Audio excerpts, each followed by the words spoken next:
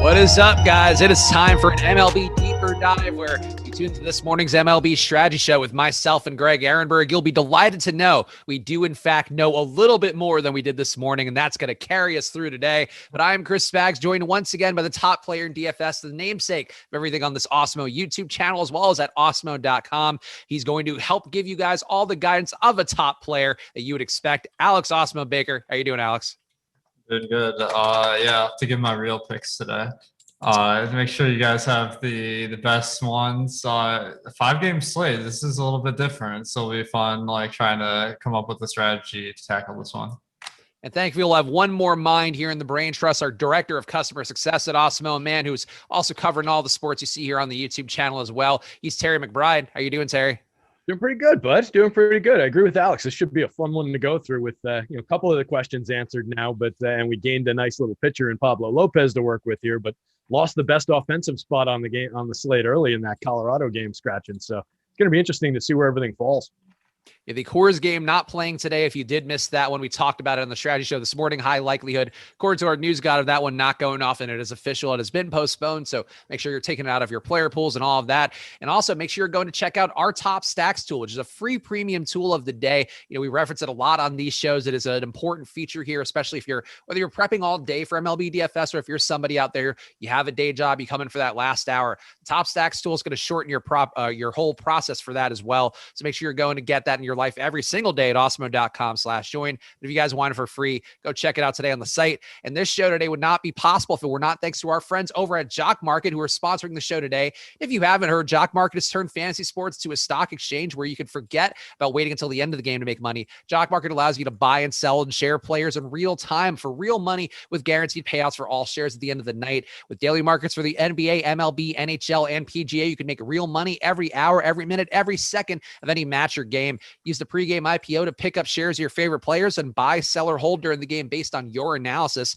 So download the app to get started and use our exclusive Awesemo promo code Awesemo20 for a $20 bonus on your first deposit. It's an exclusive offer only for the Awesemo community, so make sure you take advantage of it today. That's Awesemo20 for a $20 bonus at Jock Market. Search them on the App Store, JOCKMKT.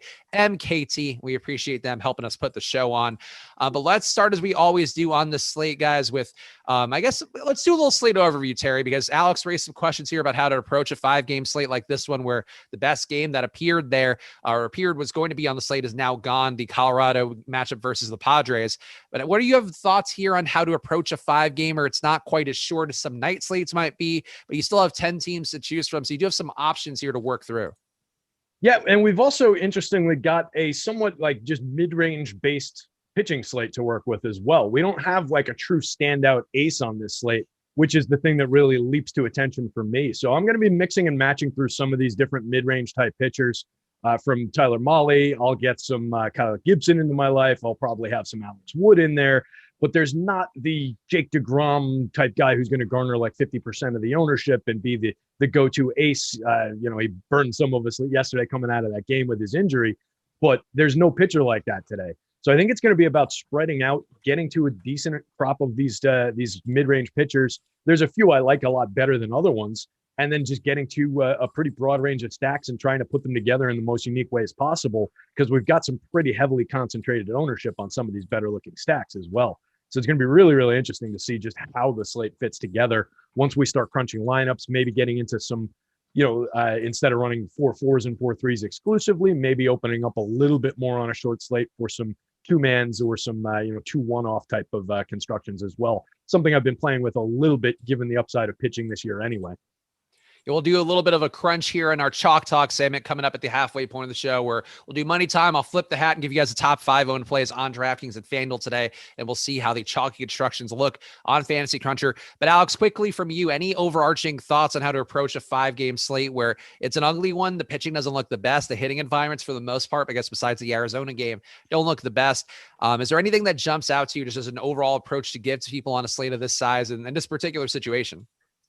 Yeah, I think Terry summed it up pretty well. Building off one of his points, I think that stacking is a little bit different on a 5-game slate because, first of all, there's less chance that one team will be an outlier that yields 5 winning scores. So You can be a little bit more creative with your lineup construction, and especially because it may be harder to fit different stacks together because we do have a lot more limited options at pitcher. So that's where you want to start considering the one-offs that maybe make a lineup that wouldn't otherwise be possible. Click. Yep. So we're going to talk about some of the pitching up top here. And as we always do, let's start with the top pitching. And it does seem like there is one guy who, I guess earlier in the day when it looked like Jeff Hoffman might have been starting for Cincinnati, would have been a much more clear cut number one on the slate. But Alex Wood on both DraftKings and Fanduel does have the highest probability of being a top pitcher on today's slate. On DraftKings, looking like over a 41% chance. On Fanduel, closer to a 17% chance because of the one pitcher nature on there. But going to still be a spot for Alex Wood that is certainly going to be highly owned. It is sort of the de facto stud based on the pricing today. But Alex, let's start with you because Alex Wood is a fellow Alex. So I feel like you have to say nice things anyway. But B, he's a lefty going against a Texas lineup that has hit lefties a little better than people might realize, striking out at a pretty high rate, a 28% clip for them on the year. But still a team that I think there are better results here against lefties than people might assume. So how do you feel about Alex Wood in general here going against Texas with a 3.2 implied total going against them? Yeah, I think Alex Wood has stepped up his game a little bit this year on the Dodgers. He played mostly as a reliever last year, so we didn't get to pick him very much, but his strikeout rate is up to 25.6% this year, accompanied by a increase a little bit in his swing strike rate and velocity. So I do feel confident that the 25.6% we've seen so far this year in San Francisco is relatively close to where he's going to land.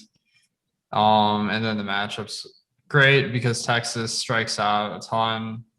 Plus, a lot of their good players are left-handed batters. So Alex Wood may be getting the best of the platoon splits as far as who he's going to be going up against today.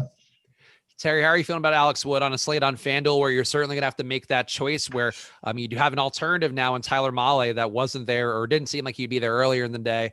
And Wood certainly has had good strikeout stuff, though I would put him a peg behind Mahle overall with 26% K rate for Wood this year compared to Mahle, who is in more than the neighborhood of 30%. But how are you feeling about Wood as a chalk play today on FanDuel? Yeah, so I'll spoil my future take. Mahle's my favorite pitcher on the slate. He's a guy I've been raving about all year long, really like what he does. I do think Wood's in a good spot here, though. The Rangers this year so far, 24.1% strikeout rate against left-handed pitching, puts them exactly in the middle of the league, 15th in the league. But that's still a healthy enough number that a guy who's pitching well, striking out 25% of hitters so far this year can definitely take advantage of that. To Alex's point, they're going to be on the wrong side of their platoons for some of their best hitters. So this is a good spot for him. The team, Texas has created a 147 ISO, creating runs 2% worse than average in the split. So there's a little bit to be said about potential for not a massive upside for runs against him. They've hit 18 home runs against lefties, which is second in baseball. So there is a little power coming back there. But I always like to look for specific changes that guys have made. And Wood has made one. He completely eliminated his curveball, which used to be his go-to breaking pitch. Last season, he started throwing a slider. He was using it around 20% usage last year, throwing it alongside the curveball and the changeup. This year, like I said, took the curve out of his arsenal, throwing the slider 36% of the time. It's led to most of his strikeouts. 18 of his 22 strikeouts are on that slider. He's getting a 272 expected slugging percentage against the pitch, sitting 93rd percentile overall in chase rate so far this year. So just doing something a little bit different, and it's yielding very, very good results. It's a spot where I agree with Alex based on the numbers. It should stay sustained. The one thing I would say is perhaps we get a situation later in the year where the book just kind of catches up to him and guys learn to lay off that pitch a little bit. Then he needs to figure out another spot to go to get those strikeouts. But I don't think that happens here tonight. I like the option. All right, let's talk about the other pitcher who Terry mentioned as his favorite pitcher on the slate. And I think this is one that's going to be a lot of people's favorite pitcher on the slate, though currently projected slightly lower than the aforementioned Alex Wood on DraftKings. But Tyler Mahle on the year has had just shy of a 33% K rate, actually. Going back to last year, a 31% K rate. Since 2019, 26% rate, but definitely has shown the signs of improvement in recent seasons. And it does seem like Alex is a spot for Mahle that's going to be a little bit tougher to find strikeouts. You only have 3 guys that strike out over league average in this this Pittsburgh lineup, but certainly no worrisome power. The best hitter in the lineup looks like it should be Brian Reynolds today with his 180 ISO.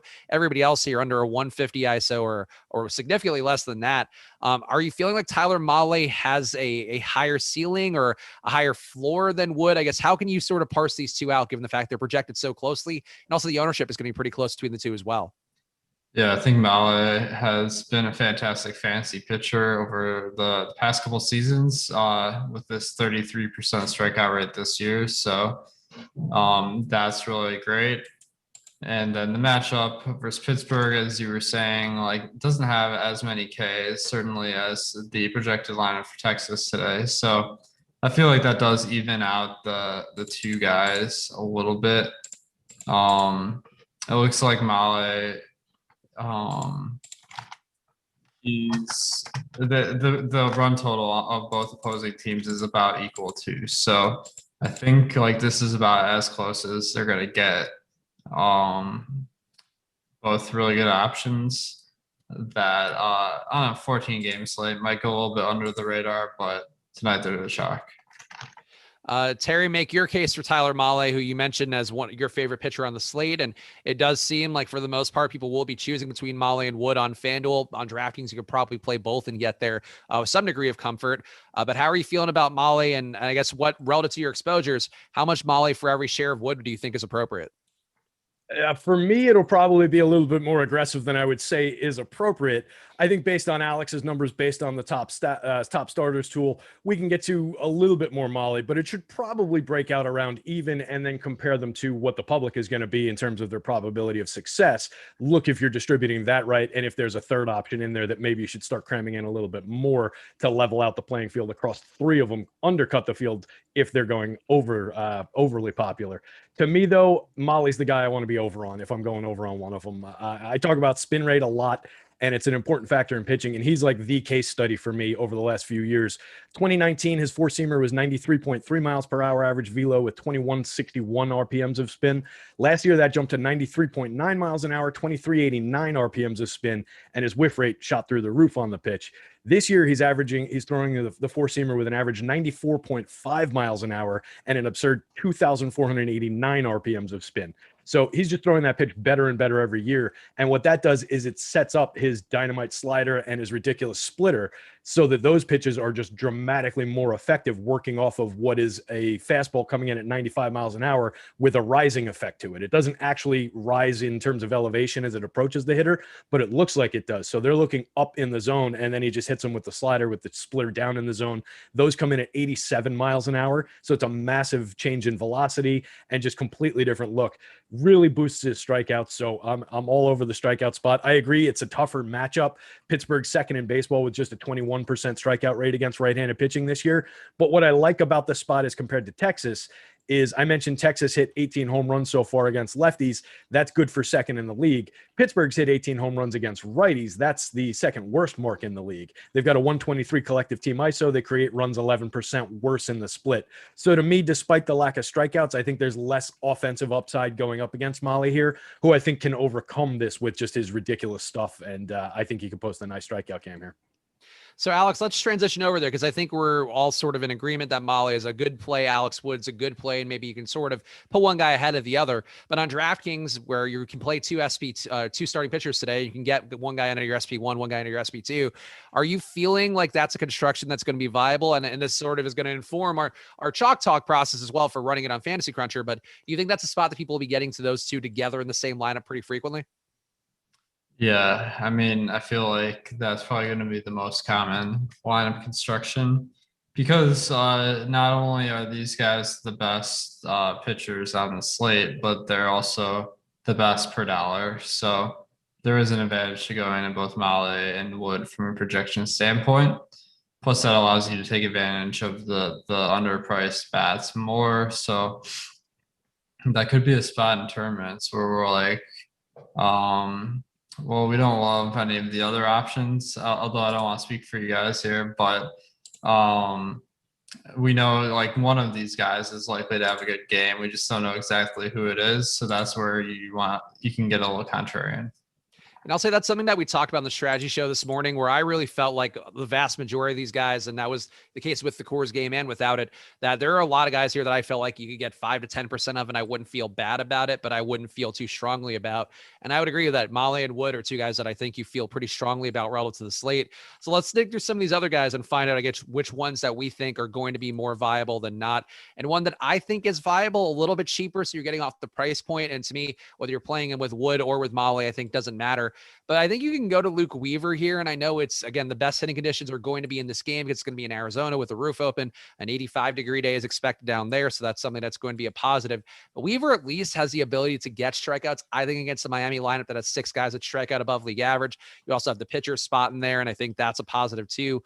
Weaver would be the guy I consider a pivot to one of Molly or Wood. And I think it really doesn't matter to me which one from an optimizer standpoint. But Alex, how are you feeling about Weaver? Because he's the guy that's in that price point. He's the guy that has maybe some upside here, though he's certainly, the strikeout rate pretty close to league average this year, a little better going back to 2019. But is Weaver a guy you would consider as just a straight pivot to one of Wood or Molly? Yeah, I think Weaver is somewhat intriguing because of the size of the slate. So yeah, you nailed it, that the conditions in Chase Field are probably going to be the worst of the slate. But Miami, they got a decent lineup, but not one that we should be scared of, and they strike out at a reasonable rate too. So I feel like I'm a little bit lower on Weaver due to conditions of the weather, but he has been decent this year at getting strikeouts with 22%, and last year he was at 23%, just below the league averages. So we're paying a high price on Draftkings of $9K for a guy that's a little bit below league average. On FanDuel, $7,500 though. That's a much more reasonable price. Terry, how are you feeling about Luke Weaver? And if you have somebody else you want to offer up in lieu of Luke Weaver, you can feel free to do that too for Draftkings. In lieu of Luke? Yeah, I will probably have a little bit of both sides of this in terms of the Miami offense and some Luke Weaver shares. And it'll probably be dictated by the final number where we come down on the public ownership on Miami. If they're going under-owned right now in terms of their probability of success on both sites as a stack. So I wrote them up this afternoon, and I kind of like some pieces of that offense. I think we can get there. There's just some individual player ownerships that I don't love as you go through it with your Adam Duvall's, your Brian Anderson's, Corey Dickerson's in the middle of that lineup. So it'll be interesting, but I do think Weaver's a capable guy, particularly in terms of his strikeout, and he's got better stuff than he's ever really come through with in terms of what he does with spin rate and all of these things, the way he throws his pitches. He's just never really put it together to any kind of elite level. He's around league average, a little below league average in his strikeout rate this year, 39th percentile, gets hit hard, 8th percentile average exit velo allowed, 18th percentile hard hit rate, 22nd percentile barrels so far this year.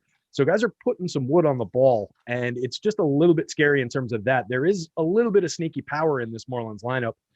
2 years ago, Weaver was a 507 xFIP, 156 whip, so putting way too many guys on base, and that allowed 10 home runs in 52 innings. Sorry, that's last year, 2020. That's a 173 home run per 9. This year, 29 and 2/3 innings has allowed 6 home runs already. So there's just a little bit of danger in the power spot there, but with a short slate, I do get a decent projection on him. I will have some shares to be dictated by that Marlins stack ownership. Let's talk about Pablo Lopez too, because he's a pitcher that we didn't know would be on the slate earlier today as the Miami pitcher. It took a while for them to figure out who they're going to go with. And Pablo Lopez this year has been pitching fairly deep into games, about 5.5 innings per start. Not a great strikeout rate, but definitely one that's improved here. A 25% K rate for him on the year. Swinging strike rate and chase rate numbers not too far off his longer term sample size. So you could probably see that drop closer to the 22.3% rate he was at previously. But Pablo Lopez, another guy, Alex, who is going to be, I think, viable to go to. We do have him at 20% ownership now, accounting for him being in this player pool of ours. But it's a tough matchup against Arizona. Same thing with the conditions here, where you are getting pretty good hitting weather relative to the rest of the slate. So how much Pablo Lopez do you see yourself getting, with a little bit worse projection than Weaver, but certainly right there in line? I think Lopez has been somewhat impressive this year, 25% K rate, good xFIP. So I think then we're looking at the match versus Arizona. The weather probably isn't going to help, but they're one of the weaker teams in the league and strike out at a little bit below average, but reasonable. So I think Pablo Lopez is a totally fine option. The one thing I'm thinking with all these guys is that the difference in price between Lopez and going to Wood or Mlb really isn't that significant on DraftKings, with Lopez being 8,600. We were just talking about Luke Weaver, who's 9K. So if I'm going off the chalk, I want to do it to get a whole lineup construction advantage. So I do feel like maybe pivoting onto one of the lower price guys does make more sense to me. Terry, I'll ask you before we ask for Alex for some of the lower owned guys that he might be considering, but Pablo Lopez for you on FanDuel, is he a consideration at all? Yeah, I think he's going to be, to Alex's point, that 8,600 price tag on FanDuel also just kind of puts him right in the mix with the other guys that we've talked about, the Mollies, the Kyle Gibsons of the world, the Alex Woods of the world. They're all around the same price. I think it makes sense if you want to look at those guys as relatively equal. They project out fairly evenly for me. They're all in the same price tier. So just swapping shares between those guys and trying to get to unique construction, seeing what you can build alongside of them while considering them all essentially equal plays, I think is an interesting way to approach it. And then, yeah, maybe get into some of those lower cost, lower owned potentially plays like a Luke Weaver, like a Luis Garcia from Houston, who is not necessarily low cost, but might come in a little bit lower owned, a little bit under the radar in that matchup against the Angels. One quick point here about Lopez. I'd be interested, Terry, to hear your thoughts on this, but it looks like he did pitch 4 days ago on May 6th. So he doesn't have the full rest. He went 94 pitches, 5 innings. Usually with only 3 days rest, I do feel like they take it a little bit easier on pitchers. How do you feel about that 3 days rest? That would definitely give me some concerns about Lopez. I didn't realize that. I knew that he wasn't expected to start today, and he surprised me that he was the name that popped on there. Originally, I think they were planning for like a Ross Detweiler and I forgot the kid's name because I took it off my sheet. But the kid who's been pitching in long relief, he's got like 10 scoreless innings so far this year. Merriweather, something along those lines. So if they were already planning to have him come out for like a long man stint in this one, that could be a little bit concerning. They might just be planning for like a 4 or 5 inning Pablo Lopez start at the most, cap him at like 85, 90 pitches. I don't know that he's pitched on short relief in his career. I was just looking for that and wasn't really able to find it on short rest rather. So that's something that definitely wreaks havoc on pitchers. We've seen that even when they don't come out after a couple of innings, if they get a full start, that's something that can really mess with a pitcher. So it's just kind of the numbers based way to look at the spot, but it is something we've seen a lot in the past. So I'd be concerned. So we got a little money time coming up in 5 minutes. Then we'll do our chalk talk. We're going to run the optimizer with what we consider will be the chalk pitching configuration on DraftKings to figure out where people will be going stack wise. It's pretty obvious. But let's talk about the cheap pitchers before we get to that, Alex, because you mentioned that's a construction that's at least different than going to Mlb and Wood. And similarly as well, price point guys like Luke Weaver, Pablo Lopez, all those guys as well. The cheap options on DraftKings today looking like Mitch Keller, looking like Martin Perez, Jorge Lopez as well. No names here are going to stir the loins of anybody out there listening to this, but still guys that are going to be affordable. And Mitch Keller in particular, looking like he'll be very decently owned today, about a quarter of the field expected to be on him. So I guess talk to me about these cheap price guys. And are you confident enough to go with a Mitch Keller as a chalk play? Yeah, it doesn't feel good going to Mitch Keller as chalk because from everything, it looks like he's either below average or average. But the conditions in this game are favorable for pitching. That first pitch is going to be about 59 degrees in Pittsburgh, declining to 54 by the end of the game. So that's a little bit nice. And his strikeout rate this year over a limited sample is 21%. Below average, but the price tag is 2, and the matchup versus Cincinnati got a lot of pop in that lineup, but they do have strikeouts to go with it. So of the spend downs, I think Mitch Keller has the most positives going for him, except the ownership.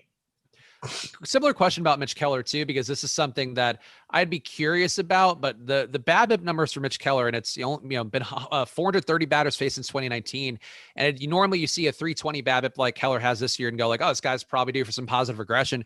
But Keller's been giving up a 360 BABIP for the last 3 seasons now, and that's a big enough sample size where it feels like that's just part of his repertoire. Is that how do you look at that, Alex? Because I know we talk a lot about BABIP as being a good countermeasure just to judge luck, but if you've been unlucky for that long, it might just be something that he's doing every single time out.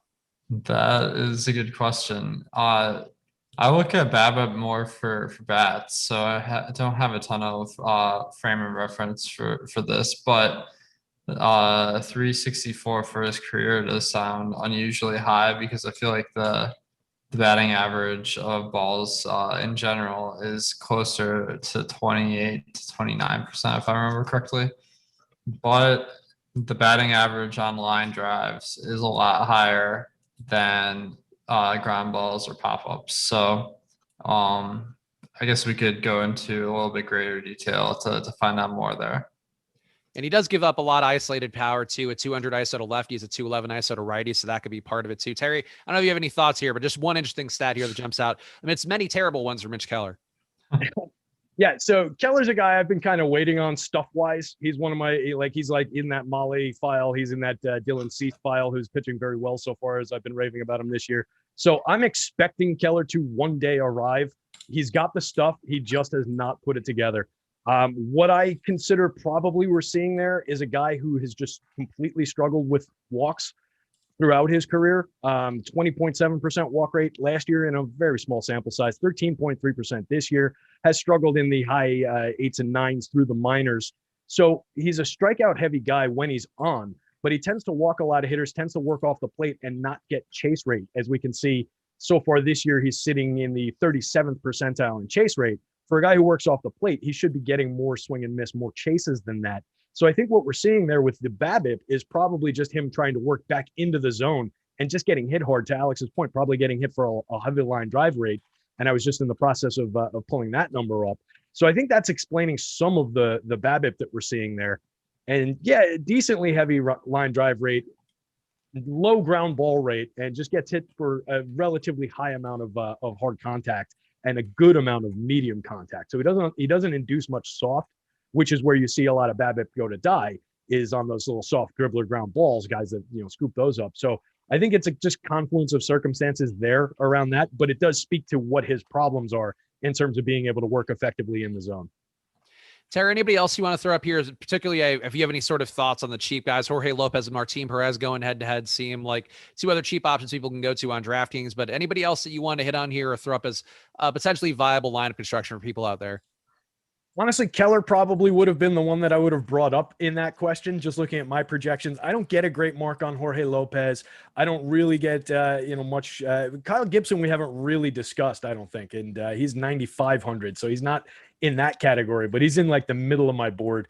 I mentioned Luis Garcia, tough matchup against the Angels. And again, not a guy who's offset by pricing all that much, particularly on the Fanduel slate. Well, actually on both slates, he's 84 on DK, 8,000 on Fanduel. Pitching effectively, good pitcher, I think. He was a high pedigree prospect, but just a tough matchup against that Angels roster. So he's another guy falls into kind of the middle of the board for me projections-wise, and I'm not seeing a real tremendous appeal since we're not really saving a ton of money by going to him. All right, so let's do the little money time here. Talk about our top 5 owned plays on DraftKings and FanDuel. I have to refresh the page while I flip the hat. So many talents here at once. So hit that like button, guys. We appreciate it a bunch here. Alex flipping his hat too, though. No cash money hat today. I feel like that hat really comes in like a hurricane and then just goes away like a mystery. Well, Spags, we don't all have big cash money hats everywhere. I suppose, Alex, that you are a man of limited hats compared to my various branded ones here. Let's talk about the top 5 owned plays on DraftKings. And of course, you can always get these ownership projections for yourself, really every sport out there at awesemo.com/join. Number 1, Alex Wood is going to be 44% owned, or projected for 44% ownership on DraftKings. Number 2, Tyler Mahle, 44% flat. Wood is, for a frame of reference here, 44.2%. So that is how narrow of a margin it looks like for the field. Number 3, Luke Weaver, Weaver at 28%. Number 4, Marwin Gonzalez at 28%. Number 5, Mitch Keller at 25%. On FanDuel, the top 5 owned plays look like Mike Trout, number 1 at 41%. Number 2, Xander Bogaerts, 37%. Number 3, Rafael Devers at 36%. Number 4, Alex Wood at 34%. And number 5, Alex Bregman, also at 34%.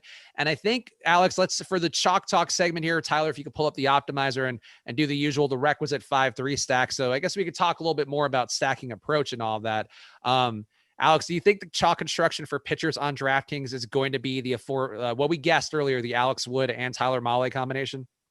I think it's definitely going to produce the highest projection, just because then you get to take advantage of all the low price bats, where if you don't spend enough at pitcher, you really can't take advantage of those value bats. So I think Wood and Mahle is going to be the chalk. Terry, are you feeling that too, or do you think that maybe the field might go to one expensive pitcher and one Mitch Keller type pitcher combination? I think it will be Keller to a large degree, where we see that fall, and maybe some of the Luke Weaver. But I think, yeah, most of the field's going to be on this main combo, the Wood and Mahle combo that we're looking at. All right, so Tyler, let's lock in Alex Wood and Tyler Mahle. It looks like we're getting some lineups in as we're going on Fantasy Cruncher. So that's the final. The Red Sox lineup came through. But yeah, Tyler, run that crunch for us, and let's see what we're getting here to try to get a read here. The goal of this is try to figure out what the field's going to do, because a lot of the field is going to just plunk these pitchers in that they like, and then just take whatever stacks come out. And it does seem like we are getting heavy Red Sox. That's not a surprise. And then heavy Cincinnati Reds along with Tyler Mahle. So that's interesting. I guess any thoughts on Boston, Alex? I know we're going to segue over to the top stacks. And Tyler, can you also run one with, let's just say, with Alex Wood and with Mitch Keller too, to see if it looks any different? Alex, how are you feeling about the Red Sox? Because they are going to be a team, looks like the top stack, or highest potential to be the top stack today. And that's what we speculated earlier in the strategy show, that if that Coors game went away, people will go heavy to Boston. Boston at this point, are they looking too chalky for you to go there? Because it's something we've talked about with the Yankees previously on some slates, and it's a shorter slate and there isn't a lot of great hitting. So are you comfortable with the Boston stack ownership that looks like about 21% aggregate stack ownership compared to an 18% chance of being the top stack? Yeah, I think Boston is looking solid. Camden Yards is a good batter's park. Match versus Jorge Lopez is a good one.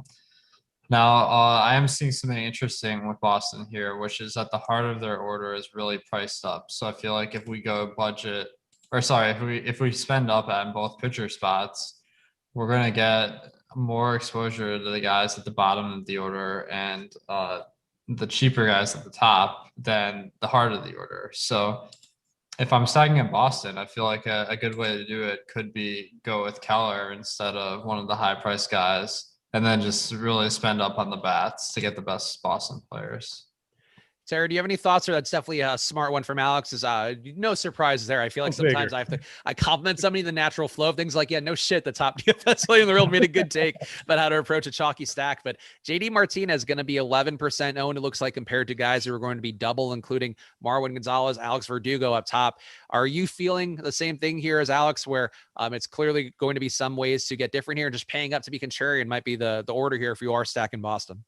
Yeah, it would be interesting to see how those come together in terms of the distribution when you use Keller and Wood here, like Alex was just saying, because that's also naturally going to get you away from that also chalky Cincinnati stack as your second stack, because they're playing against Keller. So they're not going to be stacked there. So you'll get to a more offbeat second stack there, I think.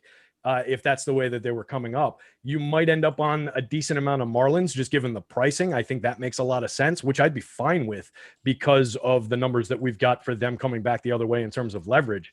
So depending on what second stack you're getting to, I'm totally fine with using any of these Boston bats. I don't really need to get to 26% on Marwin Gonzalez. I don't think very much of him as a hitter anymore. I know he's leading off here, but I'm totally happy skipping him and starting my stack at Verdugo, who's also pretty owned, but a much, much, much better hitter. And then he plays right into Martinez, who is way under owned at that mark. Bogaerts, Devers, who are both owned in the low teens. And then I love the back end of this lineup. I've talked about it for the last couple of weeks. Renfroe, Cordero, and Dahlbeck. One of those guys has a very high-end likelihood to go off in terms of hitting a home run, hitting 2 home runs. It's just a matter of throwing the dart and hitting the right one on any given night, because the other 2 are going to strike out 6 times. Jorge Lopez too. It's worth pointing out, I think this is probably part of what's driving that ownership. The lefty splits for Lopez have been really bad compared to the righty ones. A 6.3 xFIP compared to a 5 xFIP versus righties. A 1.7 whip compared to a 1.3 whip versus righties. A 6% on run rate, or a little bit lower than that, compared to a 4% on run rate versus righties. So definitely some splits here that are going to be benefiting the lefty batters on paper, but that doesn't mean JD Martinez can't get going against Jorge Lopez, and that's the main thing. Now, something that you mentioned earlier in the show, so I guess one other question I would have for Boston is it viable just to go to 3-man Boston stacks? Because you mentioned there's a little bit lower probability of having the 5-man be a stack that you necessarily need to have on a 5-gamer, and would you be more willing to entertain, either 3-man Boston stacks or just go into 4-3 configurations overall? Yeah, I think 4-3 is fine. The reason I would do that is because that fifth guy in the stack, like there just wouldn't be a way to fit them into the lineup, like salary wise, is generally my recommendation, because if you're going with a one-off from a different team and like a bunch of Boston players, the chance that that guy on the Red Sox will outscore the other guy, that's not part of your stack, in the case that your lineup is an outlier, is pretty high. So definitely want a little bit more reason to go to the one-off, such as just not being able to afford the guy I want on Boston. Let's talk about some of the other top stacks here. And you saw in that crunch that Tyler was running, when you do pay down at SP2, it seems like Houston comes up pretty frequently. And Houston's a team that, doesn't have a run total for them right now, it looks like, because of the Angels pitcher not being out there. And it's hard to talk about Houston because we don't know who they're going against, but they are still a team overall that we know can hit both sides of the arm, both sides of the mound pretty well. And they are a team that people just don't know what to do with right now because we don't have that Angels starting pitcher, Alex. So how do you approach Houston talking about them where we don't have a starting pitcher yet and we're still a couple hours away from lock? So you'll know before lock. We just don't know doing the show right now. Yeah, I think in general, when you don't know the starting pitcher, it's safe to assume they're probably not going to be very good. So that's the assumption I'm making here. Houston, they got a good team. As much as it hurts to say it, they've been putting up good power throughout the lineup. So I think they're pretty solid, and it looks like maybe a couple of guys are really overpriced today in Gurriel and Correa, which should make them a little bit low owned. So that's kind of nice because we can mix and match some chalky players with some contrarian ones and get a little unique. Terry, how are you feeling about Houston, where you're playing mostly on Fanduel and you got to talk about this team right now without knowing who they're going to be going against? But it is a pretty mediocre bullpen. And as Alex mentioned, the fact that we don't know a pitcher probably means it's not one of the good ones. And the bullpen to me looks like actually might be the worst on the slate, giving up a 1.5 whip, pretty decent little batting average too. So how are you feeling about Houston going against the unknown quantity of the Angels? So I have an inkling that they're going to see Jose Suarez, who is a lefty who has pitched 2.1 innings, 2 1/3 innings last year, 81 innings the year before in 15 starts. Has not been good at all. 5.71 xFIP in that 81 inning sample 2 years ago, and was a minor league career pitcher up till that point, coming up through the system. He's only 22, 23. So, give him time, obviously. I don't know too much about him in terms of development, but the major league sample has just been atrocious so far. Those 2 starts last year, he only went 2 1/3 innings. So I guess it was as an opener, but he had a 10.84 xFIP in that sample. So definitely a targetable pitcher in terms of, I don't even know how long he's going to be out there. Then we'll get into that bullpen. But throwing these Astros bats against the lefty, especially a weak lefty, is always a good idea. So definitely can get to some of these stacks. Everybody's learning that Yordan Alvarez is one of the best hitters in the league already. Kid reached, what was it? One of the fastest ever to 100 RBIs for a career now. He's got 100 and change RBIs in like 115 career games. Just an immense power hitter. 362, 395, 638 start to the season with a 276 ISO, 6 home runs over 114 plate appearances. Love getting to him in the middle of that lineup. Yeah, fire up the Astros stacks. Is there anything you're doing to mitigate the ownership on that, Terry? Because Houston does seem like they'll be even more overowned on FanDuel than they are on DraftKings. On DraftKings, they look like they'll be cumulatively about 17% owned, which does mean that they're over leveraged, but not that much. On FanDuel, though, it looks like they'll have about 22% ownership compared to a 14.5% chance of being a top stack. Yeah, this is a team that I don't mind going down to the bottom of the lineup for guys. You get Carlos Correa frequently hitting in like the 6-7 spot. You get Kyle Tucker down there. Lefty Tucker really suffers in terms of his power over his short career so far. But I don't think we're going to see a very long-term appearance out of this lefty if it is in fact Suarez that's going. So I think you can get to Tucker. He's only 13% owned. Correa is only under 10% owned. Yuli Gurriel is another guy. Alex mentioned he's pricey on DK, fairly priced on FanDuel, and just he started the season like a house of fire. He's come down a little bit, still a 417 on base though, 542 slugging percentage, 208 WRC plus, 208 ISO, and 174 WRC plus. So creating runs 74% better than average. So getting into some of those later hitters, mixing them into the guys at the top of the lineup, I think there are ways you can put it together.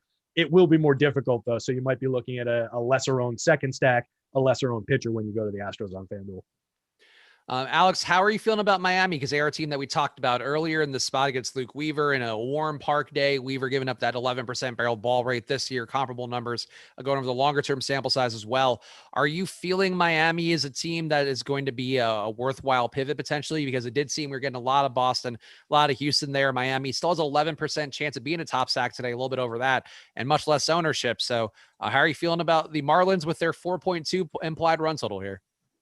Yeah, I think the Marlins are looking pretty solid because of the park, and the matchup doesn't hurt as well. So not a team that we're expecting to roll out a very good lineup today, but the park shift from going from Miami to Arizona could make them look a little bit better. It does look like they're kind of tied for the 4th highest with the 3 other teams. So this does look like a pretty decent spot for Miami. Although it kind of does look like Luke Weaver is looking a little chalky, so maybe we even get a little bit of leverage there. Terry, do you have any thoughts on Miami going against Luke Weaver? And Alex mentioned the ownership for Weaver was one of the highest owned or projected highest owned guys on DraftKings today, it looks like. And similar numbers on FanDuel, it seems, for Miami in terms of the ownership. So are you feeling like they're a stack to go to and maybe be underappreciated on the slate?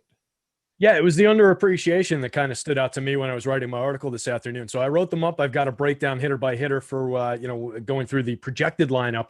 And it's a bad lineup in a good spot is kind of the way to look at this. You get Miguel Rojas off the top into Jesus Aguilar. Aguilar gets a lot of flack for being more of a platoons-based hitter, and that really doesn't hold up when you look into the numbers. 204 career ISO against lefties, 214 against Sam-handed pitching. He strikes out more often and he walks less, but it's pretty incidental.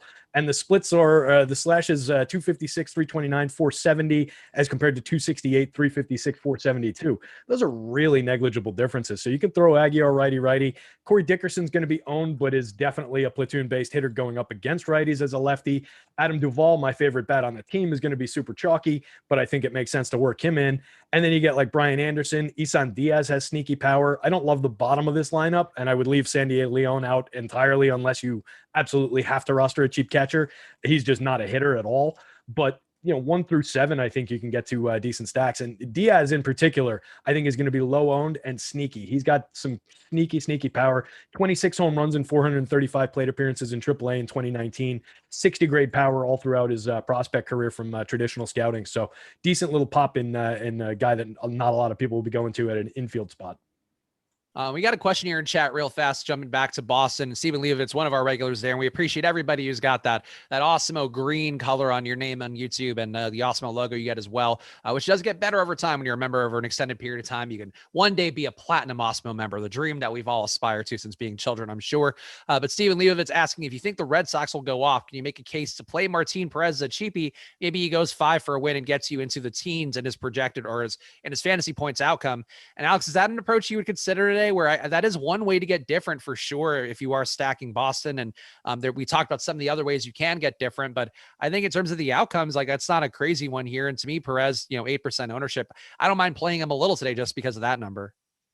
Yeah, I think leverage, taking a pitcher versus a stack usually isn't a huge edge, but on a 5-game slate against the chalk stack, it is a little bit of a nice opportunity we have to take the pitcher and have them be a pretty decent value, at least on DraftKings. On FanDuel, a little bit overpriced. But so I think, you could come up with a pretty interesting construction just banking on the fact that Boston has an off day. It's baseball, so anything can happen. And Perez, I think there's potential there.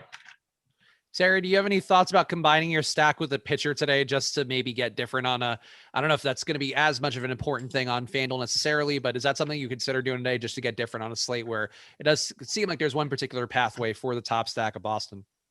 Yeah, look, it's a pitcher that we didn't really talk that much about, and he is only 7,300 on that DraftKings slate, Perez. So I guess it makes some sense, and especially if you think he's going to get a little bit more edge for a win, given the odds that Boston's most likely going to win this game, most likely going to go off. That does make some sense. For me on FanDuel, he's just completely off the board, though. 8,400, not a price I want to pay for this pitcher anyway, just kind of in a vacuum. I just don't think it's as good a spot, and I don't think he's going to get us to that quality start bonus that we want here. Tends to not go super deep in games. I don't get a great projection on him. I don't love the spot. So where he's got more upside for his price on DK, yeah, you can do it, but I don't want to do it on FanDuel. Yeah, I think to me, it's just one of the things you can do as a little wrinkle. It's not something that I think has the highest probability outcome necessarily of Martin Perez, even on DraftKings having an SP2 worthy day, but he's going to be single digit owned. I think that's one way to get different. And you do have some tangential correlation there. It's not the most direct correlation, but if he hangs in that game and gets decent results and then gets the win, certainly going to look a little better than he might normally. So not a bad idea, Steven, I would say. Let's talk about some more of these stacks here, and let's just burn through, I guess, a couple of them, because another team that's popping up pretty highly is going to be the aforementioned Diamondbacks team playing in that game in Arizona, which has the best hitting conditions of the day, going against Pablo Lopez. And Lopez, to his credit, for whatever we see of him today, has not been giving up a lot of power this year. Even going back to 2019, only a 2.5% home run rate. The whip this year also down to 1.1. The xFIP for him 3.5. Not a guy that I would normally want to target, Alex, but on a short slate with the best hitting conditions, I think that's the main argument you can make for Arizona. So how are you feeling about Arizona? And does anybody jump out particularly meaningfully as a bat? Yeah, I think that just the fact that this one is in Arizona is enough to make me a little bit interested at the very least. Now, a few of the guys in Arizona's lineup are kind of expensive, like Peralta and Carson Kelly for some reason is 5,100. A little bit hard to understand given he's a catcher, but I guess he's been having a tremendous year so far. So it does look like you're getting pretty bad value on a lot of these guys. And I don't know if it's going to be the easiest to make up on tonight's slate. So now that I'm looking at it more, it's like the ownership is kind of in line with the odds of being the top stack too. So if I was to go to Arizona, it'd be for a game theory reason. Basically, I'd be like, okay, David Peralta is projected to be 2% owned because he's super expensive, while these other guys are chalk. Now, if I combine him with a lineup with these other guys, even though they're high owned, this lineup's going to be low owned as a result. So that'd be my approach. Yeah, that makes some sense. Peralta, very low owned. Carson Kelly, Alex also just mentioned, very expensive and, comparably low owned, under 10%. So the Arizona stack, though, Terry, going to be very highly owned for the top parts of it on DraftKings, and going to be Pavin Smith. It looks like picking up almost 15%. Is it Pavin or Pavin? I feel like I wanted to say Pavin like Gavin, but you must know, Terry. I've been saying Pavin since Pavin, since he was a prospect. I've been calling him Pavin / Pavin. Pavin Pavlov, though. I don't know. Smith, Cabrera. Let's just say Smith then. Smith, Asdrubal Carrera, and Christian Walker all going to be very highly owned on DraftKings. With these guys as chalk plays, would they be guys you would immediately either downgrade or take out of the player pool, given the fact that it does seem like a lot of people are going to be pinning their hopes on Christian Walker coming through with almost 25% ownership expected his way? Yeah, it's really heavy ownership for not one of the best lineups in the world, going up against a pitcher who is an improved pitcher. We talked about the potential coming on short rest, though, that he might not be out there that long. He might see some struggles based on that short rest. We just don't know. It's a major, major question mark. Full rest, I would probably be leaning into the Pablo Lopez side of this matchup. Diamondbacks have done most of their work so far this year against lefty pitching. Against righties, 23.4% strikeout rate puts them like around the middle of the league, 12% below average creating runs. 27 home runs against righties, again, around the middle of the league, 145 team ISO, also around the middle of the league. So they're about a league average team, maybe a little bit worse in typical righty matchups. If the field's going to be there on the bats that I would want to get to if I were stacking this team, I don't know that I need to go to it. Now, the ownership, if you want to pay up to be contrarian, the ownership on Peralta, Kelly, and Eduardo Escobar is kind of compelling for that reason. Those guys are hitting 4, 5, 6 in the projected lineup. There's decent power there. There's reliable hit tool there in David Peralta. Alex mentioned you get your catcher out of Carson Kelly. You're paying through the nose to do it. Part of the reason that he's priced up is he was hitting higher in the batting order earlier in the week, but he's out to a nice start. So that's where I would go for this stack. I would maybe 3-man it and just go Peralta, Kelly, and Escobar and figure out a way to pay for it. But to me, it's not the greatest spot in the world. All right, Terry, a team that we haven't hit on very much yet is going to be the Angels, though it does seem like they're going to be a top stack today on Fanduel in particular, a top 3 potential here to be a stack, though. It's pretty negligible for the most part from teams 3 through 7. But the Angels, though, appropriately owned, it seems, on Fanduel. How are you approaching them there? And on DraftKings, I think it's a different situation for the most part with the ownership where you're getting Mike Trout getting his amount. But talk to me about Fanduel specifically up top. Yeah, so it's a spot. I've mentioned Luis Garcia a couple times as the pitcher on the other side of this one. I get him in like the middle of my projections, but I think I might take out a few shares. 28% strikeout rate over 24 innings so far this year, 9% walk rate. He's putting too many guys on, 4.57 xFIP as well, so he's allowed a few too many runs than you'd like to see. But I think there's upside there for the kid in a matchup where I'm looking for pitching. I'm looking to get different with my pitching in some spots. I think that makes some sense, but I do think there's significant upside the other way in the Angels stack. The names in this stack are pretty obvious with Ohtani and Trout. Jared Walsh has had a nice start to his year, 325, 405, 544 with 6 home runs and a 219 ISO to start the year. You get into the back end of the lineup, though, there's not a ton. Taylor Ward's a nice prospect, but hasn't done much yet. Jose Iglesias, a little sneaky with some power upside, but not really. And then Jose Rojas, Kurt Suzuki, not really frightening me. So this is like a 4 or 5 man lineup that he's going to be facing Luis Garcia on the other side. If you're going to this stack, I just don't know how you're putting it together. We don't have those appealing bats at super low ownership as compared to one of the teams like we were just talking about with Houston or with the Diamondbacks. Like if I'm leaving Mike Trout out of the stack, I don't have Anthony Rendon today. What am I doing to get a good lineup then? So it's just not that compelling. And then I actually wanted to ask Alex, considering that Trout ownership was like 40 some odd %, let's say you were running 154 threes on FanDuel. How many of those shares would have a Mike Trout one-off in them? How much would you even allow him to creep in at 40% public ownership as a one-off? Oh man, that's a tough one because 41% is insanely high. But it's Mike Trout. So that's the dilemma we're all faced with on a daily basis with him.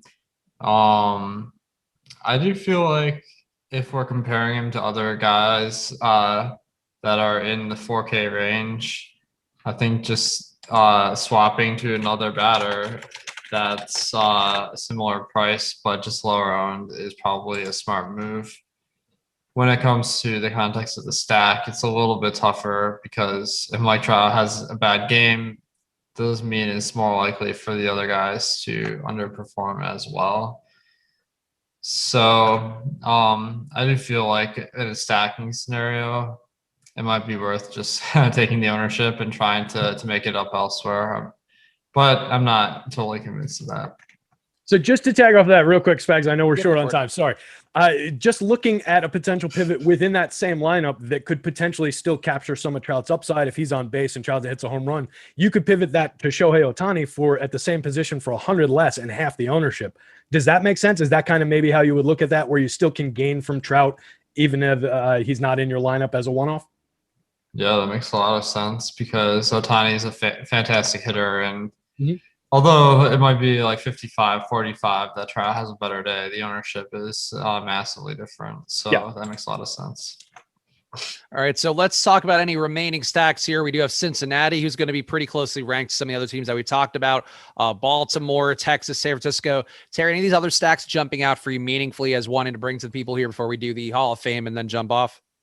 I think we can definitely throw Cincinnati stacks at Mitch Keller. We mentioned that he might have a nice strikeout day. They strike out a little bit more than league average in the split, but they've been just dynamic in terms of what they've done offensively against righties so far this year.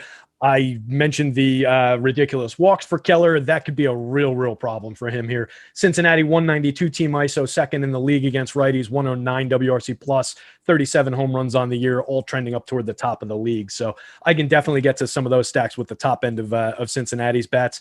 And they really play down. They're a stack that you can go at least 1 through 6, and then Tucker Barnhart, not a total slouch at catcher on DK.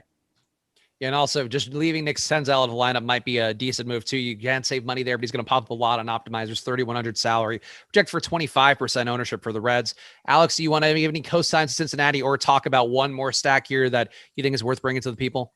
Yeah, I think Cincinnati is a fantastic option because, they're a good team, and facing one of the chalk value plays, that gives you a lot of leverage. So like that, I don't mind maybe taking a shot on one of these bottom 3 teams in our top stack: San Francisco, Texas, and Pittsburgh. Now, Texas and Pittsburgh are both going against like super chalk pitchers. So you do get more bang for your buck when they go off, because it means other lineups did poorly, which is somewhat intriguing. San Francisco doesn't have that, but the matchup versus Kyle Gibson is a little bit easier. They have a better chance of being the top stack. So on a 10-game slate, I'm not afraid to maybe dig a little deep here.